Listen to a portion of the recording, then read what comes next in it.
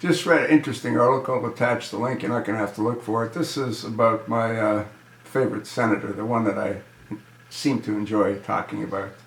This will probably bring it close to 100 videos on him alone. Pretty impressive. In either case, this is posted on Politico, and the title is McCain, Trump fired up to crazies.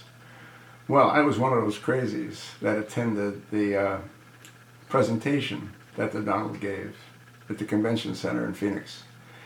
And he's referring to us as being the crazies. And he thought that it was in poor taste that Donald had the parents of some victims that were killed by illegal aliens. Now, one of the reasons that McCain is on this bandwagon is because he's going to run for another 6-year term.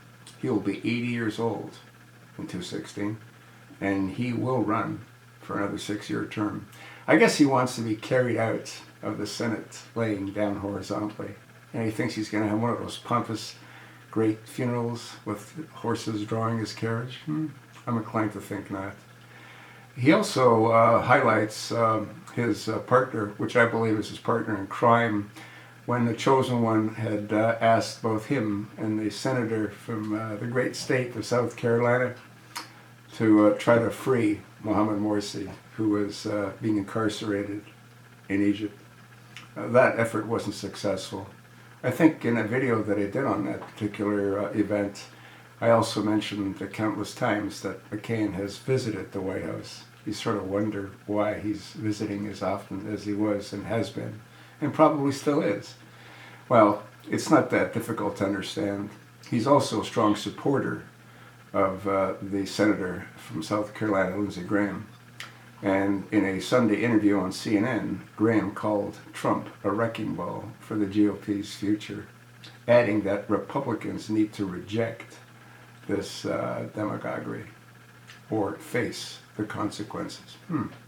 So what kind of consequences would we face if we had someone like Lindsey Graham as president? The chances of that happening are probably similar to Buddy, my dog, being the new president of the United States. The whole thing's insane. I'm hoping that somebody comes out and battles against McCain for the Senate. And I hope that he loses.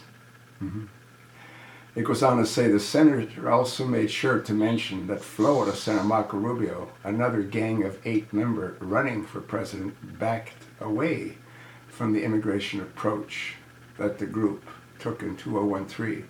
That's when the gang of 8 hung Marco Rubio out to dry. He's a young, inexperienced kid. And as I've said in countless videos, Marco isn't eligible to be president.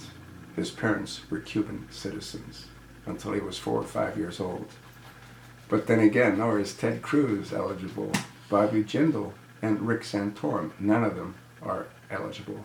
What's that say about Rice Previs, head of the GOP, for allowing those individuals to run as presidential candidates? Well, he needs to go as well. He's been there for who knows how long, doing pretty much nothing that benefits the Republican Party. But then again, the Republican Party, as far as I'm concerned, no longer exists. They've morphed in. They've become part of the Democratic Party. No different than ISIS. It became an offspring of Al-Qaeda, the Mujahideen, Taliban. Well, you sort of have an idea as to what I think about McCain, and about Lindsey Graham, and about Donald Trump. I think Donald's the only hope that America has. That's what I think. Let me know what you think.